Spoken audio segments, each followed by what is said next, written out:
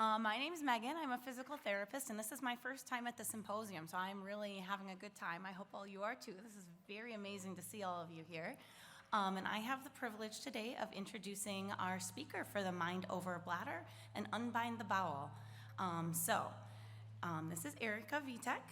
She graduated with her master's degree in occupational therapy from Concordia University, Wisconsin in 2002. She works for Aurora Healthcare at Aurora Sinai Medical Center in downtown Milwaukee, and she has extensive education in Parkinson's disease and exercise. Erica is an LSVT Global faculty member and a team leader in LSVT Big and Loud, and she is also trained in the power moves. Erica has taken a special interest in the unique pelvic floor, bladder, bowel, and sexual health issues experienced by individuals with Parkinson's disease. She is faculty at the Herman and Wallace Pelvic Rehabilitation Institute and has authored the 2-day virtual course, Parkinson's Disease and Pelvic Rehabilitation, developed for pelvic health clinicians to further their knowledge for best practice. So, I hope you enjoyed this talk by Erica. Thank you so much. Welcome, everyone. This is amazing. Look at this room full of people wanting to learn about their bladder or bowel. I'm so excited. This will help every single person in the room, I sure hope, today. I recognize many faces. Thank you so much for joining me. I have a big passion for this area of practice, and I train clinicians throughout the United States on working with people with Parkinson's, both for exercise and these conditions of the non-motor symptoms, bladder and bowel. So very excited to share it with you today. And I also work in the clinic full-time, so I have a lot on my plate. I just love being here and seeing all of you guys today. All right, so let's get into it. So you have my slides in your book, and this is just a little summary of what we're going to talk about today. So we're going to first get into what the pelvic floor muscles are, define what typical normal bowel and bladder function is. We're going to talk about how the pelvic floor muscles really contribute to the bowel and bladder proper functioning. And then we're going to talk about really in Parkinson's disease how the bladder and bowel conditions can be very unique in comparison to someone without a neurologic disorder. And we're going to explore kind of some lifestyle things you could start with today. We're going to find our pelvic floor, and we're going to do some interactive activities today. All right, so let's get into it. So the pelvic floor muscles, they are a sling of muscles that go basically from the front of the pelvis to the tailbone, forming like a sling or a hammock in the base of the pelvis. And they're kind of like bowl-shaped or hammock-shaped at the base of our pelvis, attaching to the front and back. And they have 5 functions, typical functions, so I call them the 5 S's. The sphincteric function is the one you typically think of when you're trying to hold urination or control an urge, bowel movements, or gas. And so we can close around the urethra, which exits our bladder, or the anal canal, which exits from the rectum. It provides also that shelf or like floor, that's why they call it the pelvic floor, that it's really providing that base or support system for holding up all of our pelvic organs.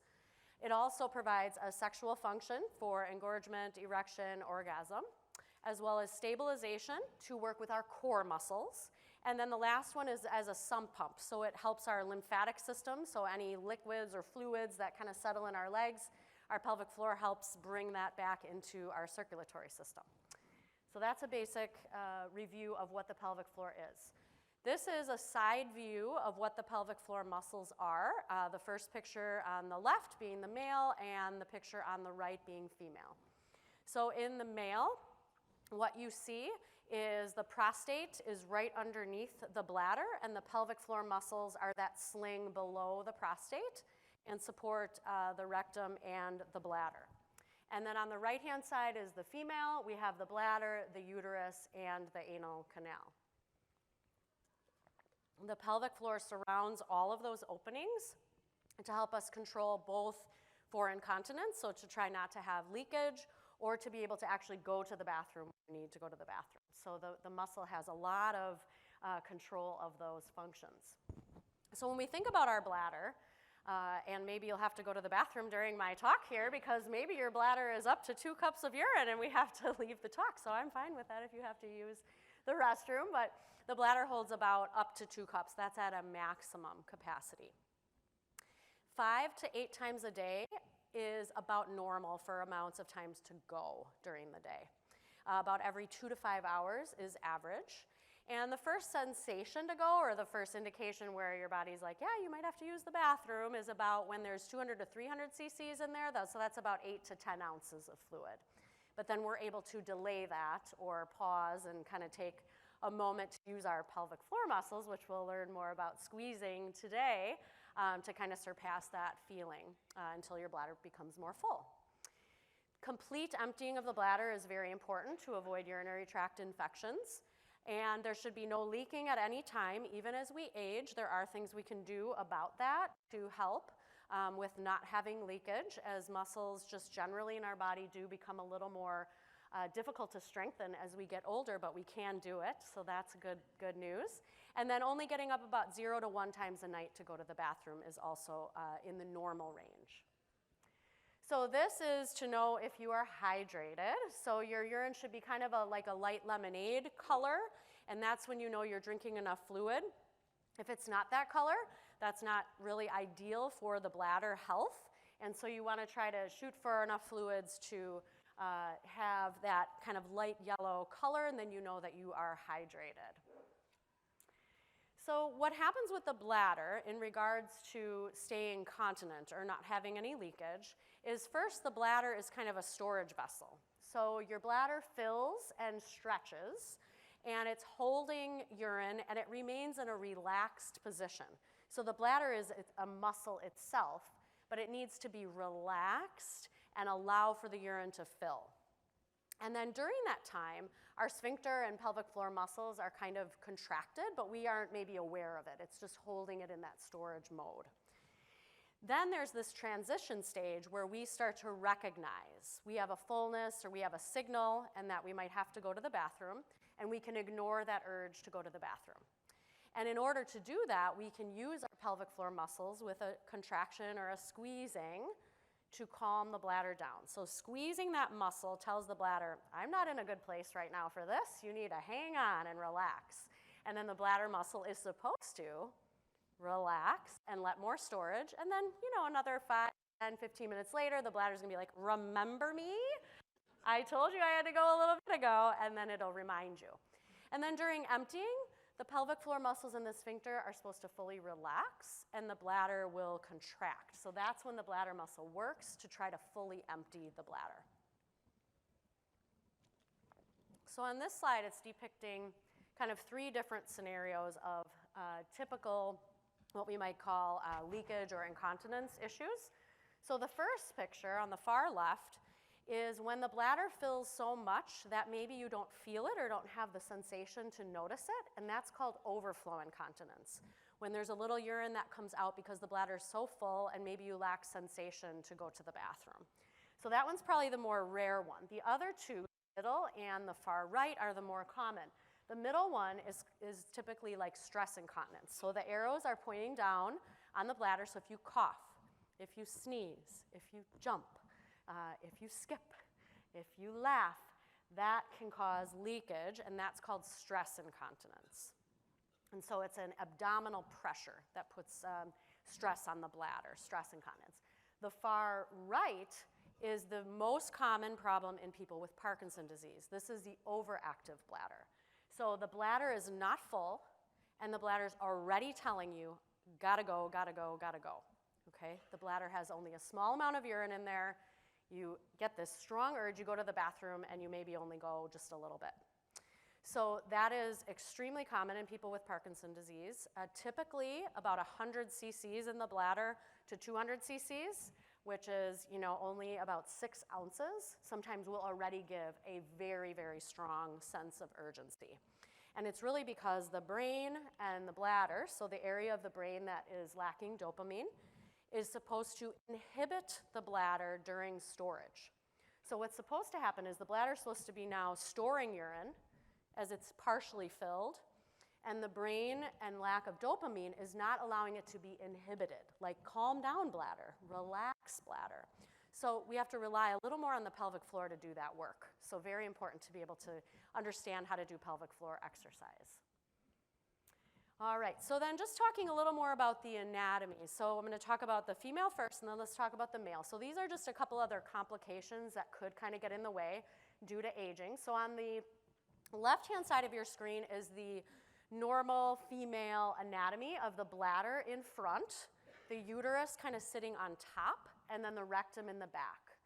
And so something can happen called prolapse, where the pelvic floor, one of the reasons, the pelvic floor might become weak or not able to support the floor of the pelvis, and the uterus or even the bladder, which is on the left, kind of on the right, sneaks down into that canal.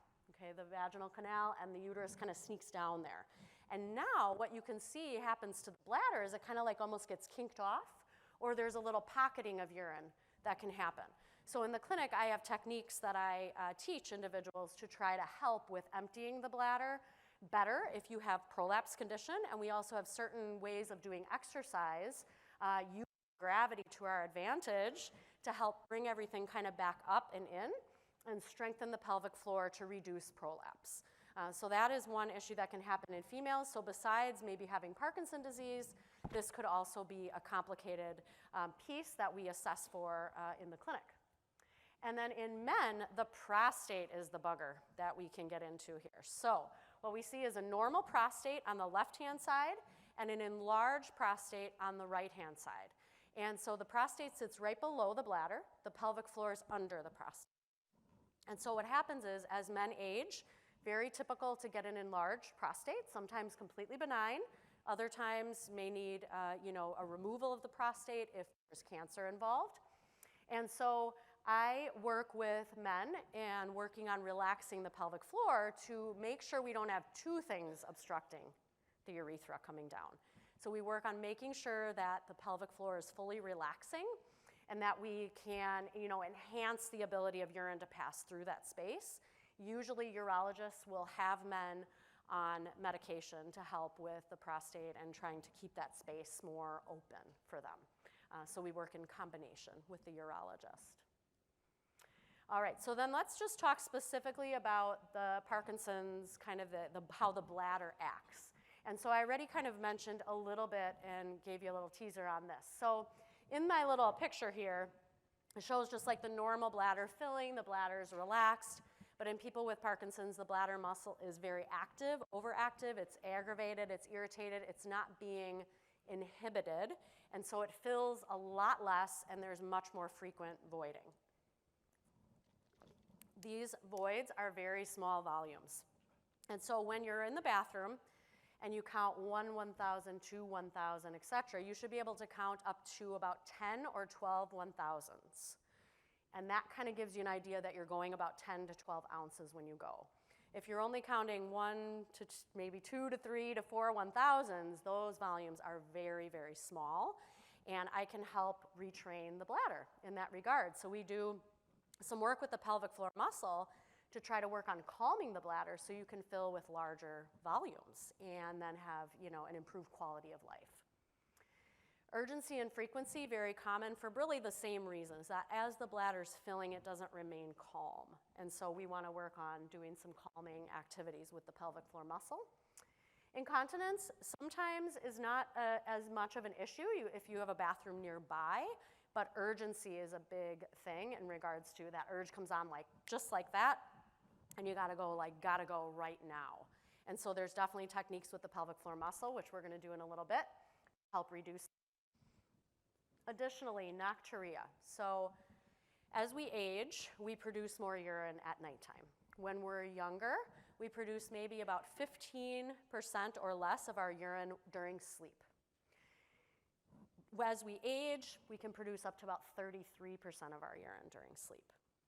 And so with Parkinson's, sometimes I see individuals where I'll have them do a measured bladder diary, and they come in and I figure out how much urine came out during sleep, and sometimes it's 30 to 40, maybe even 50% of their daily fluid is coming out at night. So I work a lot with measured bladder diaries to try to figure out how we can deal with this.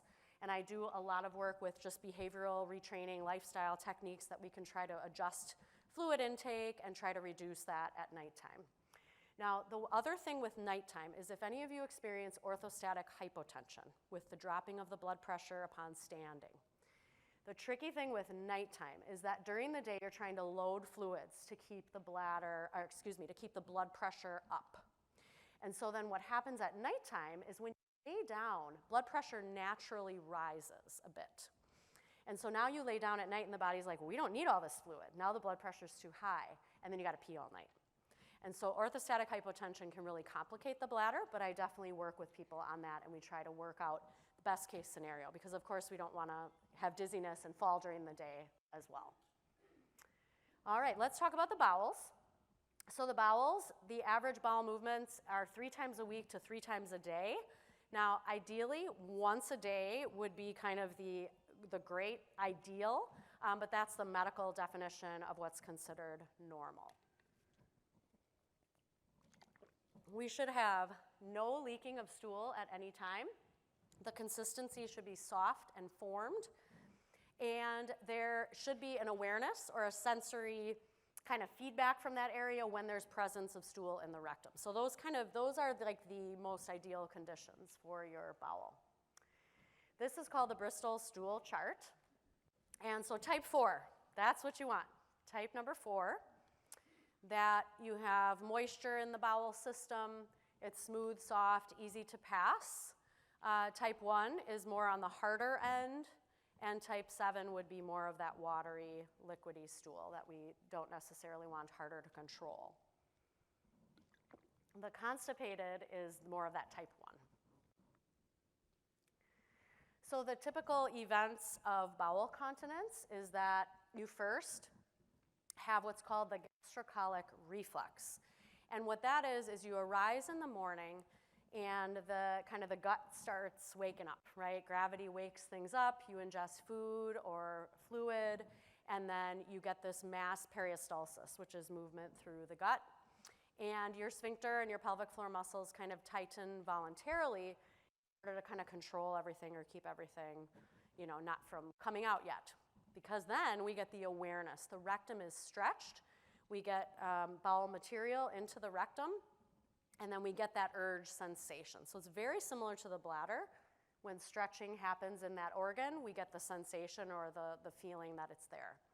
We can then, again, voluntarily contract the pelvic floor and inhibit or retain the feces until the condition is right, until you're near the bathroom.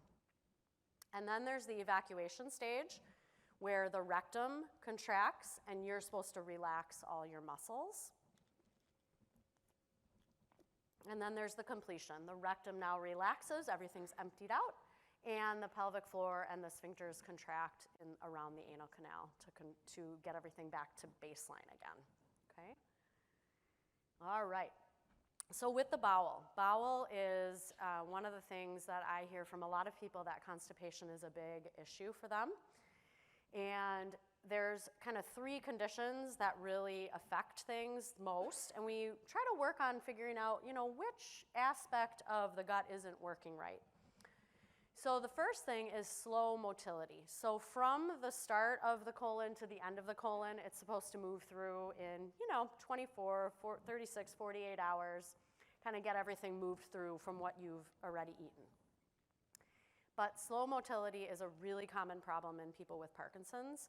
The gut requires dopamine to help it mobilize. And so therefore, what we end up getting is almost like a slowness, just like movement gets slower, the gut gets slower as well, because it depends on kind of that same pathway in the brain for movement, walking and using your hands and things like that. So that's one thing. And then the other thing that happens is we do use a little bit of our abdominals to help us have a bowel movement. So we're not supposed to like strain and hold your breath, which we're gonna go over some techniques in just a minute. But the abdominals, the muscles of the abdominals aren't working as efficiently or in the same coordinated pattern as they may used to. And that's due to the dopamine, just like with shuffling of the feet or the posture and the muscles aren't working right. That can happen with the abdominals during a bowel movement. So I'm gonna teach you some good stuff there today. We're gonna work on that. And then emptying. So the pelvic floor muscle is a voluntary muscle. So just like using your hand to pick up your pills or using your feet with walking and everything to be working right and coordinated, the pelvic floor muscle also has to relax and open when the rectum contracts to let everything out. So it's a coordinated thing that sometimes doesn't respond the best because of the lack of dopamine. And so we work on that coordination as well. So again, that pelvic floor muscle comes back into play. All right, let's briefly review some lifestyle tips for a better bladder. So as I'm doing, drinking water. And this gentleman has the best water bottle, the measured water bottle. Are you catching up? Catching up to your amount? Almost. Ooh, look at you, 11 a.m., you hit the spot. So by 8 a.m., 9 a.m., 10 a.m., 11 a.m., love it. By certain times of the day to drink a certain amount of water. So in general, they used to say like 8 glasses of water a day. Some people can't handle that much fluid. It's a lot of fluid. Now they're kind of saying half your body weight in ounces for the day, but sometimes that's kind of a lot of fluid for some people. So ideally, that chart that I showed about the urine color is a great way to kind of know for your body what works for you. Limiting fluids after dinner can be really helpful. So it's called like fluid shifting. So you try to drink most of your fluids during the daytime so that you're not thirsty in the evening, or not really thirsty in the evening, and try to avoid that at night so that you don't have to get up at night. We want to try to avoid bladder irritants. There was many of them out at that table this morning. So coffee, tea, orange juice. So anything that's acidic, anything that has caffeine in it, anything that has carbonation. And I saw someone with a Coke. Yes. Is your bladder, maybe your bladder's talking soon after the Coke, right? Yeah, so some people are affected by it and some people aren't. So one person can drink a Coke and is like, that doesn't bug my bladder at all. And the next person's like, oh my gosh, one sip of Coke and I'm like running to the bathroom. So it really does vary. So it's kind of a little bit of a trial and error where we just kind of see, maybe take something out to see if there's a difference or not. One lady I used to work with was like, gosh, you told me about that acidity thing. I was putting a lemon in my water every day. I thought that was so healthy. Took the lemon away and her bladder was great. It's like, wow, just like all we had to do was take that lemon slice away and we were good. So that can really vary between people. The other thing we want to avoid is the just-in-case bathroom trips. So what happens is the bladder kind of learns. So if it only fills a little and you keep answering it just in case, it starts to then, it only fills that much next time, and it's like, hey, y'all, remember? You went last time at this time. So it starts to learn that and then keeps alerting you every time. Say you only fill up to 3 ounces, 5 ounces, whatever that might be. So you really want to avoid those just-in-case bathroom trips. Now, obviously, if you're going to the grocery store, probably going to go before you leave. But on a day-to-day basis, if you're going like every hour on the hour, that might not be great for the bladder learning over time. Take your time when you're in the bathroom because you want to make sure you relax your pelvic floor muscle, let everything out. Having a daily bowel movement can really impact your bladder positively. So if you're constipated, it pushes on the space where your bladder would be. So there's only so much real estate in the pelvis. So if you're constipated, it pushes on that bladder space, and now your bladder can't fully fill. You want to try not to rush when you have an urge, because typically that will make the urge build and build and build a little faster. So urge is kind of on a scale where you get usually about 3 chances. First chance is like, hi, I'm filling up. Next time is like, remember me? Like I told you a little bit ago. And then by the 3rd time is like, whoa, baby, we got to get out there, right? So there's a line where once we hit that threshold, urine will start to come out because the bladder has been so active now and it's like, I told you. So that's what we try to work on in therapy is calming that down.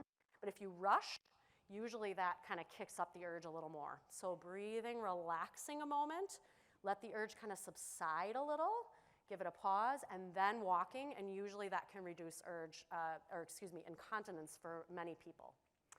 And then squeeze before you sneeze. So bracing that pelvic floor muscle prior to sneezing, laughing, coughing. All right, and then some lifestyle tips for a better bowel. Drinking water, top of the list for both. 25 to 35, oh, excuse me, there's a typo there. 25 to 35 grams of fiber per day. And that's super important, though, to have water. So if you eat a lot of fiber and have no water or minimal water, you will get bound up. So fiber just kind of creates like a big binding mass in your belly. So you want to drink a lot of water, and the water will activate the fiber, and you'll be able to go better. If you have a warm drink in the morning, that wakes up that gastrocolic reflex to get things going with gravity. Sitting on the toilet in a routine time. So if you have a particular time of day that works better for you, it's great to always sit around that time because the bowels love a habit. Additionally, about 15 to 20 minutes after a meal is a great time as well because you've now ingested some things are mobilizing, and you may be able to make room for more. If you put a stool under your feet and lean forward on your elbows, that's a great position. It allows your pelvic floor actually to relax a little bit better. It puts you in more of like a squatting position. And then relax and take full breaths, meaning really fill your belly with air. We're going to do that in a little bit. You don't want to strain. If you strain or push real hard, hold your breath, a lot of times the pelvic floor muscle will close and tighten. So I'm going to teach you some techniques for relaxing. And don't avoid the urge to go, because with the bowels, unlike the bladder, sometimes if you ignore the urge to go, it doesn't come back. And so we really want to answer that urgency. It doesn't come back right away like the bladder's does. All right, so let's find our pelvis. Okay, so sitting in the chair, and what I want you to think about is think about your pelvis like a bowl. So the depiction on the right-hand side is like a bowl spilling out water.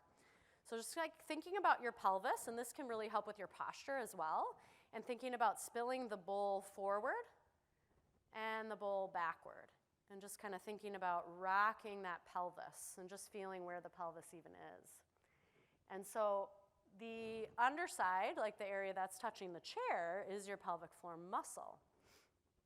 And so you're just kind of thinking about rocking that pelvis back and forth and feeling where that is. The other picture on that left-hand side is like if you were pushing a pillow back toward the back of the chair, or pushing a pillow like with your belly out front to help you kind of rock that pelvis. So a lot of times this motion is very stiff and rigid in people with Parkinson's, and it's a great thing to practice. It's really helpful for your posture in addition to kind of finding where that pelvis is and the pelvic floor. So this is a pelvic floor muscle squeeze. This is a little video of just showing you how you can squeeze and tighten that area. It's like a lifting. So the muscle should be able to close and lift. So what we want to think about is, say for example, you're in a room with everybody and you don't want to pass gas. You can feel how you privately, hopefully, can tighten in the back area, and also then feel it coming to the front area. So you can tighten and close privately and then kind of pull in or like lift. So it's like squeeze, lift, and relax. So we want to be able to feel that lift in and then relax out. Okay? So the muscle kind of rises up and in, and then you can see it kind of drop down when you let go. So this is another just like depiction or image of how to think about the pelvic floor, and the sun in this little vacation depiction here is your bladder. And you have your pubic bone and your tailbone are the palm trees, and you have your sling or hammock of pelvic floor muscles holding everything up. So think about when you get out of a hammock, how it kind of like retracts upward a little bit, kind of pulling in. So just another way to think about that pulling in of the muscle. All right. Eli, you got me here? That first one. All right, what we're going to watch is 2 ways to squeeze your pelvic floor. This is my little, my best work at using imagery on PowerPoint. So this is a slow or long hold tighten of your pelvic floor. So you want to kind of tighten or close, lift in, and hold, and then relax. Hold and squeeze in, tighten, and relax. So it's about a 5-second hold. Tighten, squeeze in, and relax. So you should be feeling that muscle closing, lifting, tightening, rising, resting. Closing, lifting, tightening in, and relaxing. Okay? Yes. So you want to tighten, slow kind of lift in, and then when you let go, you really just want to let go. Yep, good question. All right, Eli, hook me up with my second circle there. All right, then there's a quick squeeze. Squeeze, rest. Squeeze, rest. Squeeze, rest. Now, That is much harder to do. People with Parkinson's don't have fast movements typically, and so these fast squeezes are much harder to do, but can be very helpful with like a cough, laugh, sneeze. We have to exercise that fast reaction so that we can support our bladder and our bowel. Good, so those are the two kinds of squeezes. So typically I have people practice a slow long hold and a quick squeeze, and you do 10 of those each, 10 long holds, 10 quick ones, about 3 times a day. That's typically what I prescribe as kind of an initial program, okay? All right, we're good. Thanks, Eli, I appreciate that. So one of the techniques I use is biofeedback. I'm board certified in biofeedback for pelvic muscle dysfunction. And this is just one of the images that I sometimes use. It's an active EMG, so muscles right on a screen. And we use typically an internal sensor. So in females, typically it goes into the vaginal area. It just kind of looks like a tampon. And for males, I use an anorectal little sensor. I also have external sensors if internal things are a little scary or not interested to you, or not interesting to you. But the internal ones give us a great reading of your muscle function. And so when we look at the rose, just for example, when the rose is open, that's the pelvic floor muscle relaxing. And I know that if you're relaxing it well, the rose fully opens. Closing the rose is tightening the muscle. And so it helps me to help you understand your muscle and your function, your ability to use your muscle. I also have just general like EMG screen where it's just running kind of like an active EMG like you'd see like on a screen with just a line that goes across the screen as well. So all kinds of different ways to imagine using your pelvic floor. This is another way that I sometimes have people think about strengthening their pelvic floor, is like thinking about it like an elevator, where you would tighten the muscle, close and tighten to the first floor, to the second floor, to the third floor, to the fourth floor, hold, and relaxing. So just kind of different ways to think about squeezing the muscle so you can activate it and it can be used the way that you need to use it. All right, now the other thing, if you want to try it with me, you can. Using the muscle during function. So for example, getting up out of the chair and making sure that when you have an urge, that you won't leak. Or getting up like from the edge of the bed. Say you wake up in the middle of the night or in the morning and the bladder is like, geez, why didn't you get up 2 hours ago? Okay? So thinking about, okay, we get to the edge of the bed or the chair you're sitting in, whatever it is, thinking about tightening of the pelvic floor, and then exhaling as you stand to not put pressure on your bladder. If you hold your breath, it puts a lot of pressure on your bladder. So you tighten and then stand while you're still tightening, and then hopefully you're able to relax a little, or you keep holding. Yeah, good, good. So feel free to give it a try. So it's like tighten the pelvic floor, and then exhale. Keep tight. Back down.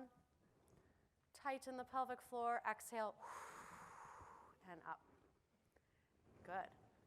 And so you would do that from like a chair, the edge of the bed, wherever that might be, where you're having urgency, or maybe even getting out of the car, right? So the key in the door syndrome, we call it. You pull into the pull into the garage and like the bladder's like, what's up?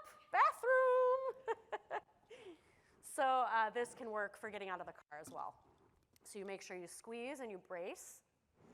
Exhale when you stand so no pressure goes on your bladder. And then we can make it to the bathroom in time. Yeah, why does the toilet talk to us when we're in the garage? Like, seriously? Like, really? Okay. Okay, good. Then let's talk a little bit about the bowel system. So when we think about the bowel, the right side of the body is where kind of things get started in the large intestine, okay? That's down on the right-hand side.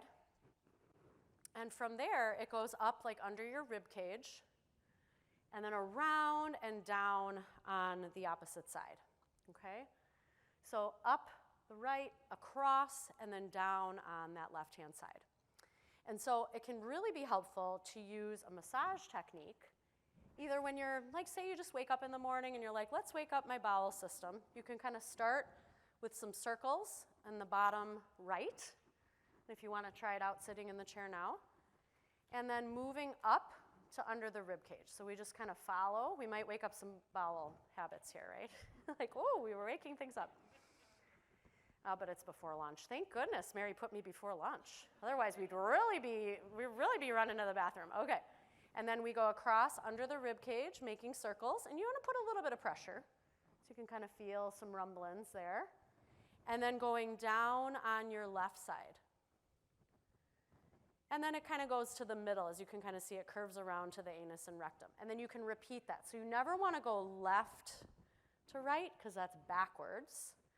You always want to go right, up, around, and down on the left. Okay, so always follow that pattern. Use some good pressure there so you can feel like you can actually like dimple the skin a little bit using that round pressure.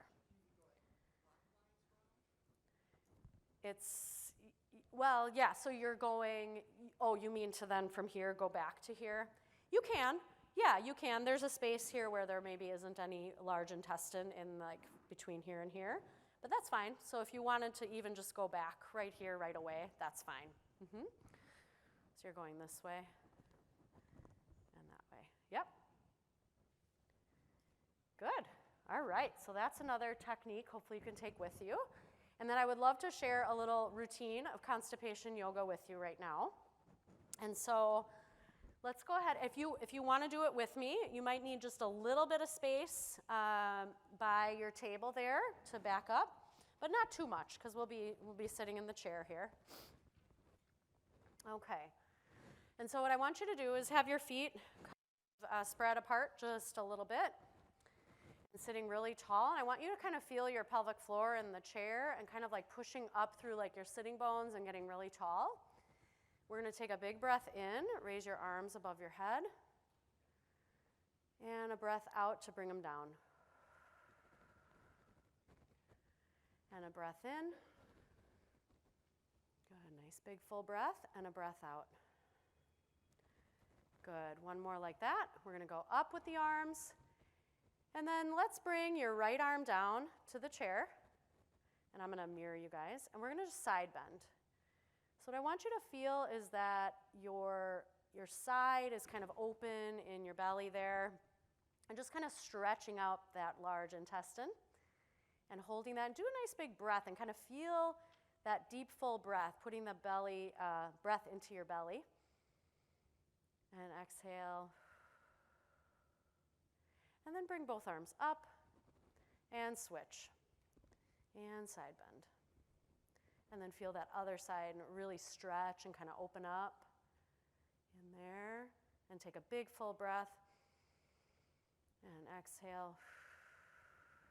And then coming down. Okay, and you could do that a few times as an option. Now let's just roll some shoulders a little bit, forward and back. And what this does is kind of gets that rib cage opening up just a little. We use our shoulders and kind of get everything working by the rib cage, and then switch directions with those shoulders. Good, let's take another deep breath in and out. And one more in. Let's take your right arm, reach down toward your ankle and kind of twist. So like just like the picture, and twisting open.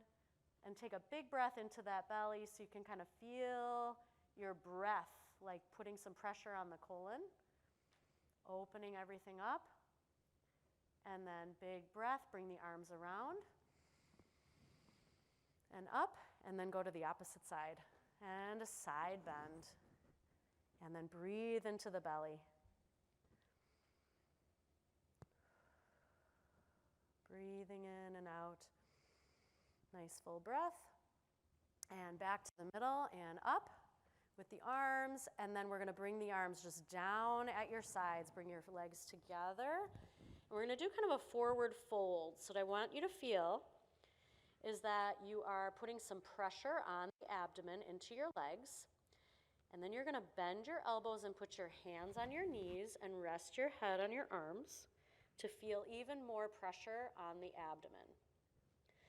I want you to take some big, full breaths, putting that breath into the abdomen and feel the pressure going onto your thighs. So we're really trying to use the breath to help the colon work right. Kind of waking things up a little bit. All right, and then take a big breath, and arms are going to go up and back down. All right, one more position. This is called the wind releasing pose. All right, I didn't name it, I swear. All right, let's take your right leg, and you're just going to kind of hug your leg, and if you can, if you're flexible enough, you could put your heel on the chair, or you can just let your leg hang. And I want you to kind of hug the leg and kind of curl over, and you're going to feel some pressure on the abdomen.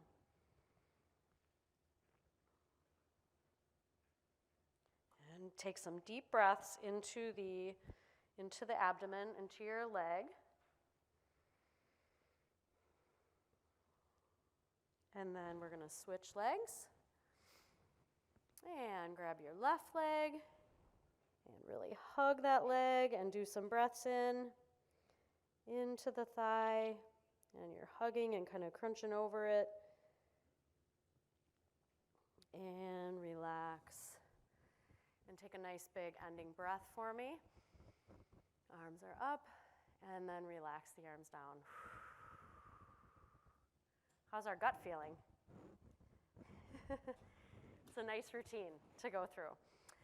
So the Parkinson's Foundation actually had a yoga specialist. I can't take credit for the moves or the names of the moves, but she did an excellent job, so I'm glad I could share that with you today. All right, Eli, can you hook me up with my video? All right, we're going to try a breathing exercise. Let's just watch it once through here.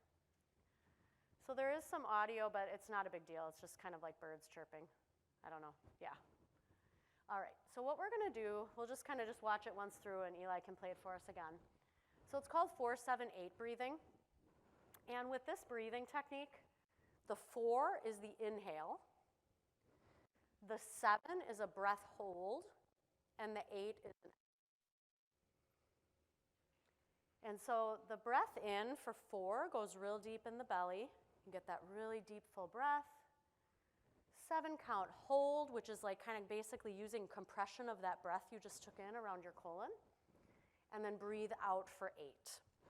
Now on the breath out, you can use kind of a whoosh breath out, or you can use a resisted breath out. If you tighten your lips like you have a straw and you blow through resistance of your own lips, or you use like your fist and blow through your fist, that actually helps the pushing part. So as I was saying earlier, I don't want you to strain or hold your breath and push, but instead, using some resisted exhale, where you're pushing against your fist as you exhale, or you're using tight lips.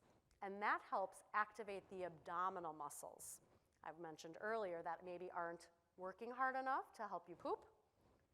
This can work for that, okay? So on the next round, they're on the breath hold.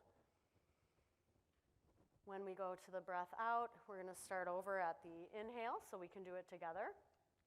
All right, so it's going to be breathe in for 4. Here we go. Breathing in for 4 on the count of 4. 1, 2, 3, and 4. Now hold the breath. 2, 3, 4, 5, 6, and 7. Exhale, either a whoosh or a resisted. For 8. Good, let's try that again. Breathing in for 4. 3 and 4. Breath hold. 2, 3, 4, 5, 6, and 7. Exhale out for 8. 2, 3, 4, 5, 6, 7. Going faster than me. 8. Good, good. So that is a great technique to use when sitting on the toilet to try. If you use resistance on the exhale, it really helps you use some effort for pushing, okay? Much rather have you use an effortful exhale, we call it, rather than a and bearing down, okay? Because that closes the sphincter, okay? And then you get hemorrhoids and all kinds of other problems. Okay. Now, the other thing to think about is the pelvic floor is going to go the opposite direction on the elevator during a bowel movement. So when sitting on the toilet, ideally with a stool under your feet helps to release your pelvic floor even more. You're actually going down the elevator, and you want, instead of that close lift, you want relax open. So we want to actually be able to feel that after a squeeze, you can relax natural, but then there's more. There's more. There's a basement to the pelvic floor. We can get length and a stretch and try to open that muscle to go to the bathroom, okay? So that's hopefully a good depiction or an image to help you understand or feel that when you're going to the bathroom. All right, and lastly, and then I'll take a few questions. Yeah? All right, good. So this is called the toilet track. Nari Clemens is a PT, and she has a whole track of pelvic health meditations, and one of them is called the toilet track. And so she has this little activity you can do when sitting on the toilet that you can kind of utilize a routine, okay? So the first one, she talks about a deep sipping inhale. So like you're sipping through a straw, like that, okay? Sipping in and really expanding in the pelvis and feeling that you can put air into your pelvic floor, and that expands or puts the pelvic floor into the basement. And then you do a complete sigh exhale to relax. It's a little different than the 4-7-8. So different techniques work for different people. So you do that deep sipping inhale, make your belly big, and then really letting it out, okay? The second part of her breathing exercise is take a really full breath and then pant. Now what that does is actually like pumps in your belly, and it puts this like repetitive pressure on the colon. So you take that big breath, and then, and it makes your diaphragm like bounce up and down, basically like a trampoline on your colon. And so it helps kind of like, wake up, let's go, it's our time today, okay? And then the last thing is just breathe normally for 10, so that you don't obviously pass out or, all these breathing techniques take effort. They take work. So then she wants you to reset with 10 normal breaths and then go back to it.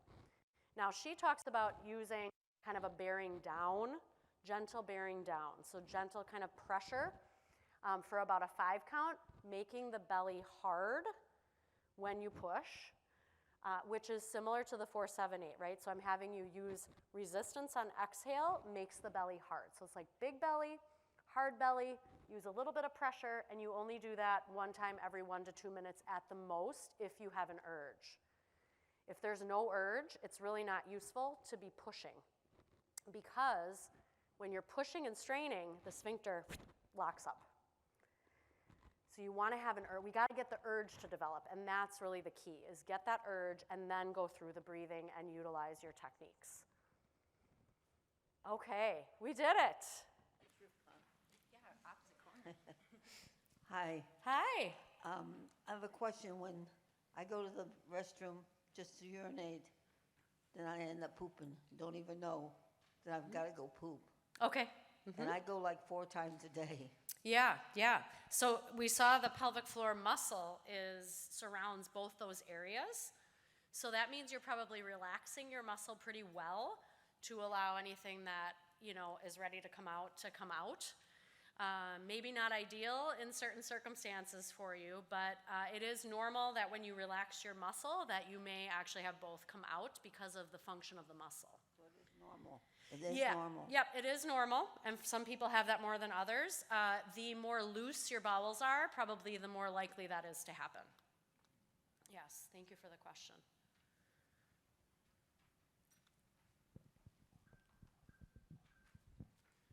So you mentioned low blood pressure when you stand, and I have that right now, right? Oh, yeah, take a nice No, big I'm breath, fine. right? Okay. You need lots of water for that.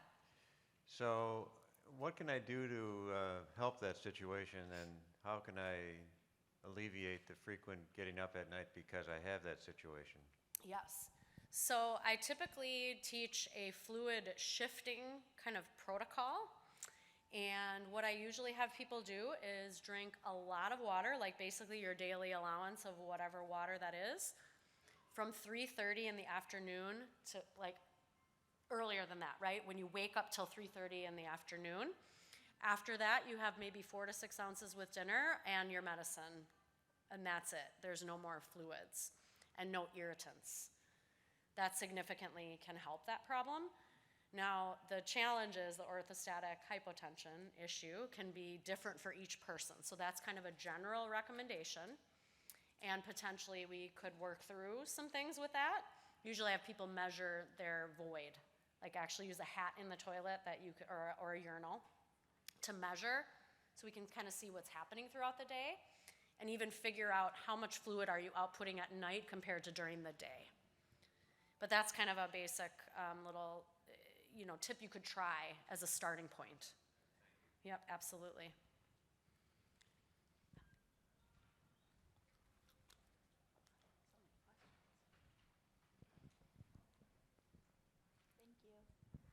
Hello? Hi. Hi. My mom is like a camel during the day. She can go all day without peeing and then has to pee several times at night, which makes sense. We try to push the fluids because she tends to have UTIs and get dehydrated. She's got many reasons for having sleep disturbances at night, but I was hoping we could at least eliminate the needing to urinate all the time.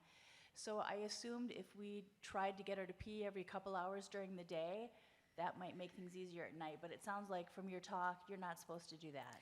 Yes, you would train the bladder potentially to be smaller, or what people call a small bladder.